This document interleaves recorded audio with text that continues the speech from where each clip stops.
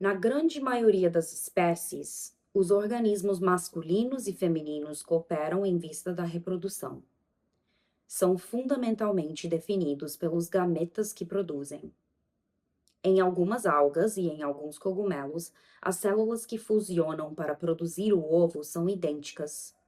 Esses casos de isogamia são significativos pelo fato de manifestarem a equivalência basal dos gametas.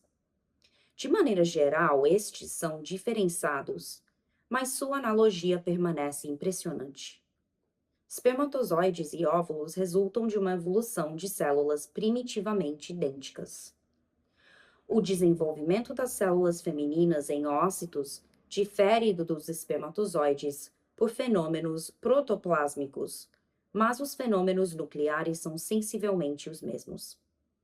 A ideia expressa em 1903 pelo biólogo Ansel é considerada válida ainda hoje. Abre aspas. Uma célula progeminadora indiferenciada se tornará masculina ou feminina segundo as condições que encontra na glândula genital no momento de sua aparição, condições reguladas pela transformação de certo número de células epiteliais em elementos nutridores, elaboradores de um material especial. Fecha aspas. Esse parentesco originário exprime-se na estrutura dos dois gametas, que no interior de cada espécie comportam o mesmo número de cromossomos. No momento da fecundação, os dois núcleos confundem sua substância, e em cada um deles se opera uma redução dos cromossomos, que ficam limitados à metade de seu número primitivo. Essa, re- essa redução produz-se em ambos de maneira análoga, redundando as duas últimas divisões do óvulo na formação dos glóbulos polares, o que equivale às duas últimas divisões do espermatozoide. Pensa-se hoje que, segundo a espécie, é o gameta masculino ou o feminino que decide da determinação do sexo. Entre os mamíferos é o espermatozoide que possui um cromossomo heterogêneo aos outros e cuja potencialidade é ora masculina, ora feminina. Quanto à transmissão dos caráteres hereditários, ela se efetua segundo as leis estatísticas de Mendel, tanto pelo pai como pela mãe. O que cumpre notar é que nenhum dos dois gametas tem privilégio nesse encontro. Ambos sacrificam sua individualidade, absorvendo o ovo a totalidade de sua substância. Há, portanto, dois preconceitos muito comuns que, pelo menos nesse nível biológico fundamental, se evidenciam falsos. O primeiro é a passividade da fêmea. A faísca viva não se acha encerrada em nenhum dos dois gametas. Desprende-se do encontro deles. O núcleo do óvulo é um princípio vital exatamente simétrico ao do espermatozoide. O segundo preconceito contradiz o primeiro, o que não impede que muitas vezes coexistam. O de que a permanência da espécie é assegurada pela fêmea, tendo um princípio masculino uma existência explosiva e fugaz. Na realidade, o embrião perpetua o germe do pai tanto quanto da mãe, e os retransmite junto aos descendentes, ora sob a forma masculina, ora sob a feminina. É, por assim dizer, um germe andrógeno, que de geração em geração sobrevive aos avatares individuais do soma. Dito isso, cabe acrescentar que se observam diferenças secundárias das mais interessantes entre o óvulo e o espermatozoide. A singularidade essencial do óvulo consiste em estar carregado de materiais destinados a nutrir e proteger o embrião. Ele acumula reservas à custa das quais o feto construirá seus tecidos, reservas que não são uma substância viva, e sim uma matéria inerte. Disso resulta que apresenta uma forma maciça, esférica ou elipsoidal e é relativamente volumoso. Não se ignoram as dimensões que atinge o ovo do pássaro. Na mulher, o óvulo mede 0,13 milímetros de diâmetro, ao passo que no esperma humano encontra-se 60 mil espermatozoides por milímetro cúbico. A massa do espermatozoide é extremamente reduzida. Ele possui uma cauda filiforme, uma cabecinha alongada, Nenhuma substância estranha o entorpece. Todo ele é vida. Sua estrutura o destina à mobilidade, ao passo que o óvulo, em que se acha armazenado o futuro do feto, é um elemento fixo. Encerrado no organismo feminino ou suspenso em um meio exterior, aguarda passivamente a fecundação. É o gameta masculino que o procura. O espermatozoide é sempre uma célula nua. O óvulo, segundo as espécies, é protegido ou não por uma membrana, mas em todo caso, logo que entra em contato com ele, o espermatozoide empurra-o, faz-o oscilar e infiltra-se nele. O gameta masculino abandona a cauda, a cabeça incha e no movimento giratório alcança o núcleo. Durante esse tempo, o ovo forma de imediato uma membrana, protegendo-se contra os outros espermatozoides. Entre os equinoides, em que a fecundação é externa, é fácil observar, em volta do óvulo que flutua inerte, a corrida dos espermatozoides que o cercam como uma auréola. Essa competição é também um fenômeno importante e encontrado na maioria das espécies. Muito menor do que o óvulo, o espermatozoide é geralmente emitido em quantidades muito mais consideráveis e cada óvulo tem vários pretendentes. Assim, o óvulo ativo em seu princípio essencial, a saber, o núcleo, é superficialmente passivo. Sua massa fechada sobre si mesma, encerrada em si mesma, evoca a espessura noturna e o repouso do em si. É sob a forma da esfera que os antigos representavam o mundo fechado, o átomo opaco, imóvel, o óvulo esfera. Ao contrário, o espermatozoide aberto, miúdo, ágil, representa a impaciência e a inquietação da existência. Não se deve deixar-se seduzir pelo prazer das alegorias. Assimilou-se por vezes o óvulo à imanência, o espermatozoide à transcendência. Mas é renunciando à sua transcendência, à sua mobilidade, que este penetra no elemento feminino. É sugado e castrado pela massa inerte que o absorve depois de o ter mutilado, arrancando-lhe a cauda. Eis uma ação mágica, inquietante como todas as ações passivas, ao passo que a atividade do gameta masculino é racional. É um movimento mensurável em termos de tempo e de espaço. Na verdade, não são isso mais do que divagações. Gametas masculinos ou femininos fundem-se no ovo. Juntos, eles se suprimem em sua totalidade. É um erro pretender que o óvulo absorve vorazmente o gameta masculino e igualmente falso dizer que este se anexa vitoriosamente às reservas da célula feminina, porquanto, no ato que os confunde, a individualidade de um e de outro desaparece. E talvez o movimento apresenta-se ao pensamento mecanicista como fenômeno racional por excelência. Mas para a física moderna, não se trata de uma ideia mais clara do que a de uma ação à distância. Ignora-se, aliás, o pormenor das ações físico-químicas que redundam em encontro fecundidade. Fecundante. Em encontro fecundante. É possível, entretanto, reter uma indicação válida dessa confrontação. Há na vida dois movimentos que se conjugam. Ela só se mantém em se superando e só se supera com a condição de se manter. Esses dois movimentos realizam-se sempre juntos.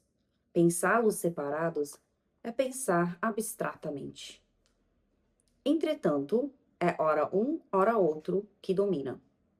Em sua união, os dois gametas superam-se e perpetuam-se ao mesmo tempo, mas o óvulo, em sua estrutura, antecipa as necessidades futuras.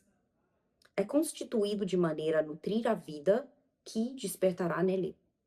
Ao contrário, o espermatozoide não está absolutamente equipado para assegurar o desenvolvimento do germe que suscita.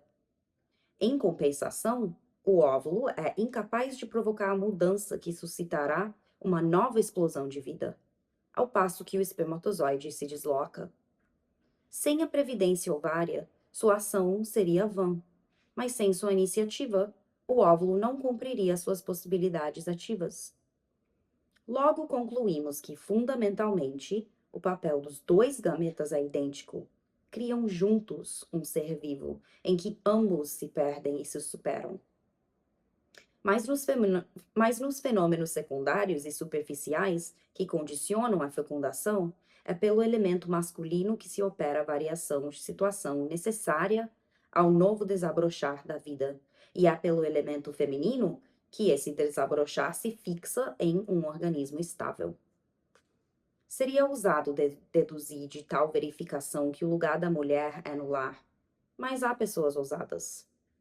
Em seu livro Le Tempérament et le Caractère, Alfred Foulier pretendia outrora definir toda mulher a partir do óvulo e o homem a partir do espermatozoide.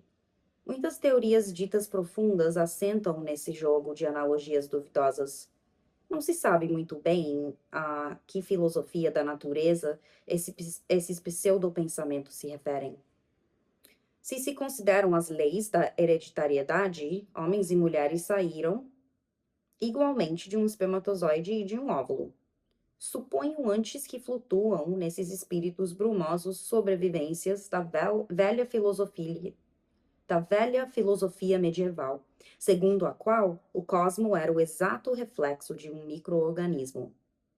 Imagina-se que o óvulo é um homúnculo feminino e a mulher um óvulo gigante. Esses devaneios, abandonados desde a época da alquimia, estabelecem um estranho contraste com a precisão científica das descrições sobre as quais nos alicerçamos no mesmo momento. A biologia moderna acomoda-se mal ao simbolismo medieval, mas nossos sonhadores não olham de tão perto. Sendo um pouco escrupuloso, concorda-se, porém, em que do óvulo à mulher há um longo caminho. No óvulo, a própria noção de fêmea ainda não se acha contida. Hegel observa, com razão, que a relação sexual não se deixa reduzir a uma relação entre os gametas.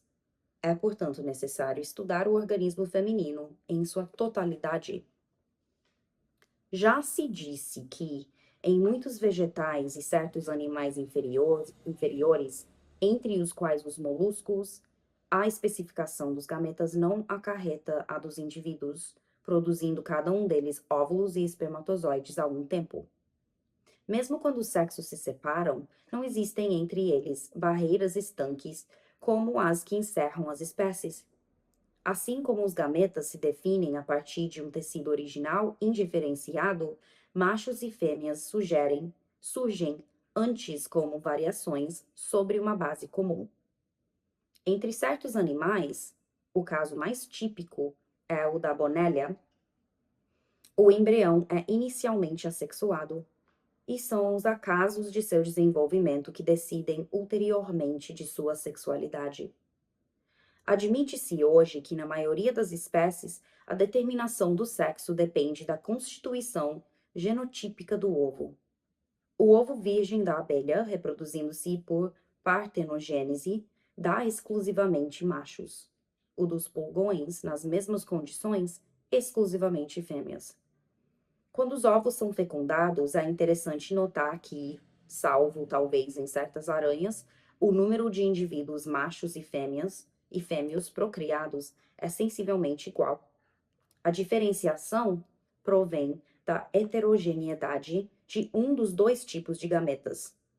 Entre os mamíferos são os espermatozoides que possuem uma potencialidade masculina ou feminina. Não se sabe exatamente o que, durante a espermatogênese ou a ovogênese, decide do caráter singular dos gametas heterogêneos.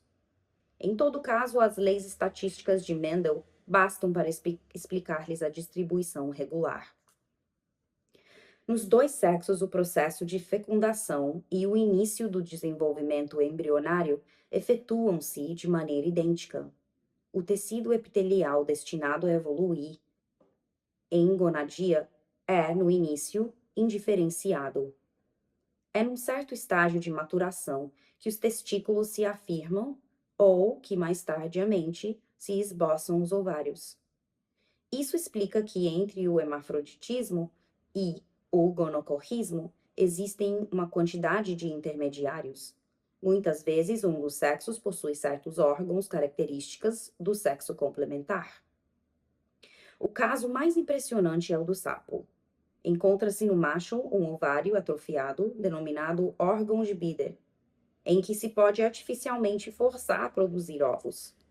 Entre os mamíferos, subsistem vestígios dessa bipotencialidade sexual, entre outros a hidratila, pediculada e césio, úteros masculinos, as glândulas mamárias no macho e na fêmea, o canal de Gárter, o clitóris. Mesmo nas espécies em que a divisão sexual é mais marcada, há indivíduos que são machos e fêmeas ao mesmo tempo. Os casos de intersexualidade são numerosos nos animais e mesmo no homem, e encontram-se nas borboletas, nos crustáceos, exemplos de ginandromorfismo, em que entre os caracteres masculinos e femininos se justapõem numa espécie de mosaico. É que, genotipicamente definido, o feto é, entretanto, profundamente influenciado pelo meio em que aure sua substância. Sabe-se que entre as formigas, as abelhas e as térmitas, é o modo de nutrição que faz da larva uma fêmea acabada ou freia sua maturação sexual, transformando-a em operária.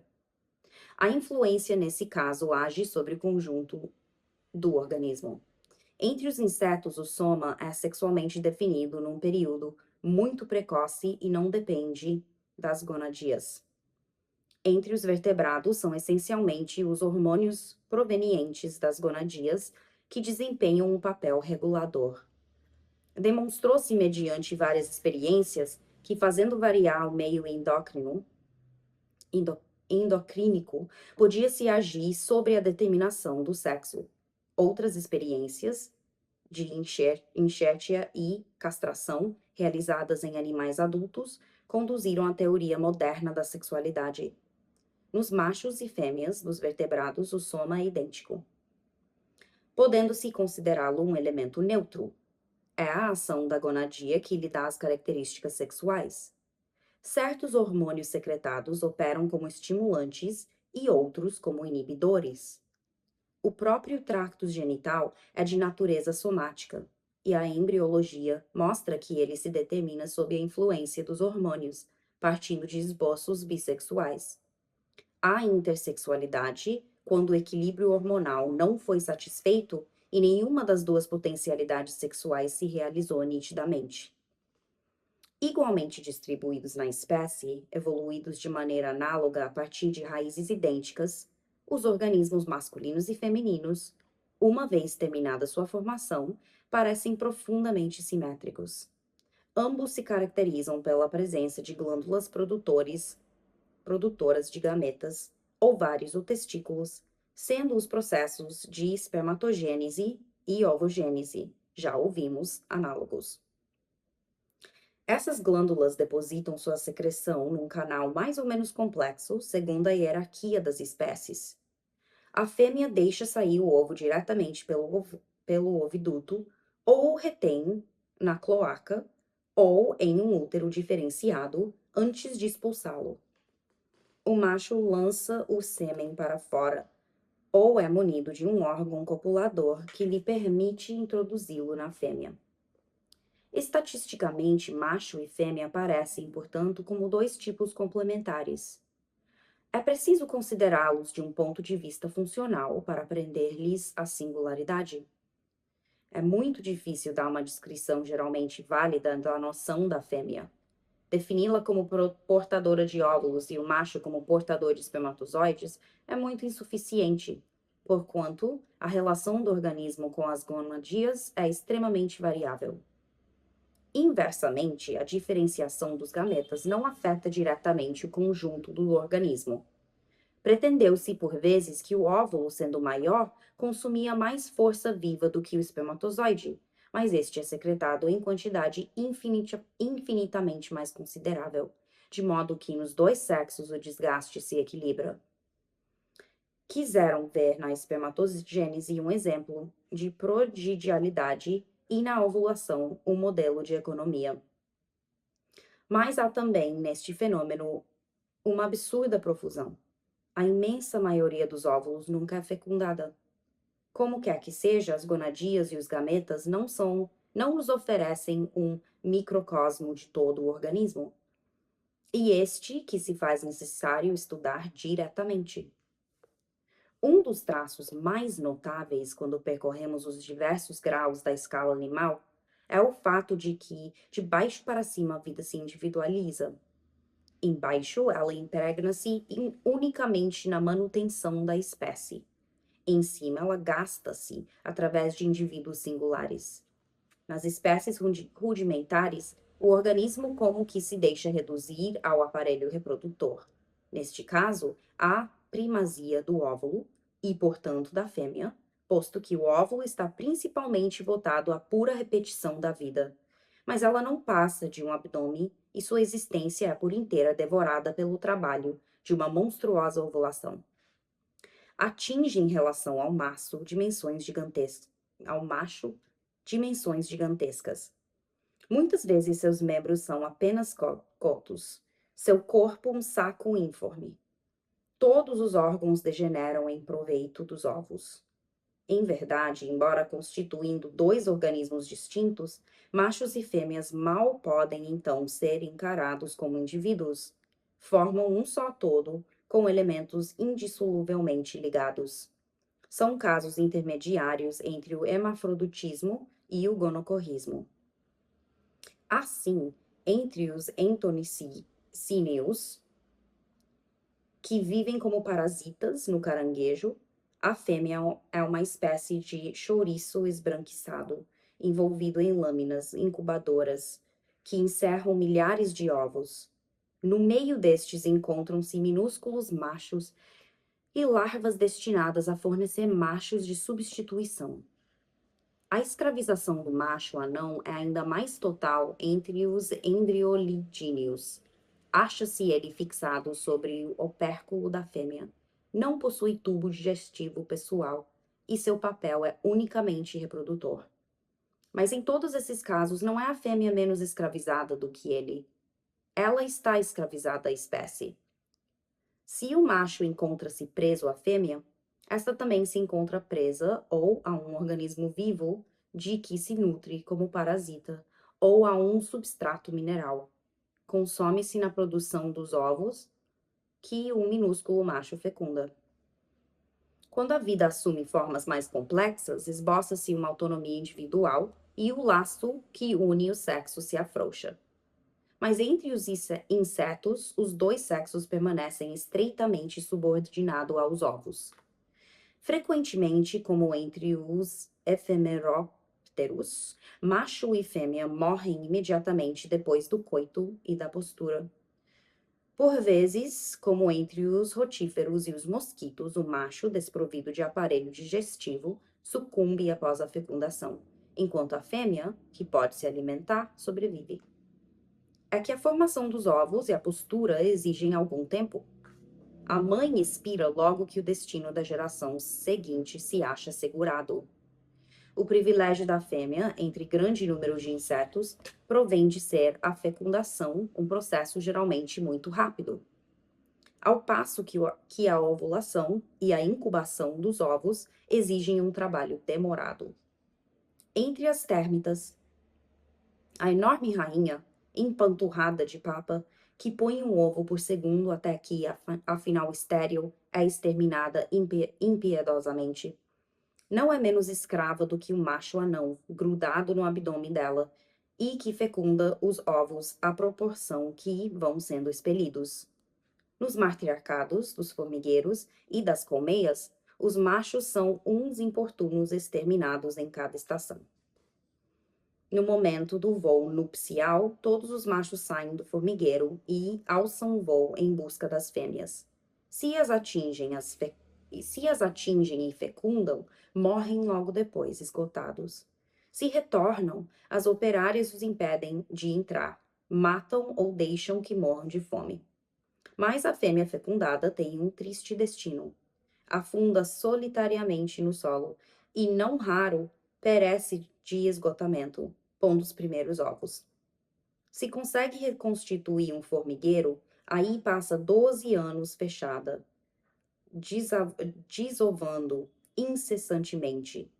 As operárias fêmeas cuja sexualidade foi atrofiada vivem 4 anos, mas uma vida inteiramente consagrada ao cuidado das larvas. O mesmo ocorre entre as abelhas. O zangão, que se une à rainha no voo nupcial, cai ao chão mutilado. Os outros zangões são recolhidos à colmeia, onde levam uma existência ociosa e embaraçante. No início do inverno são executados.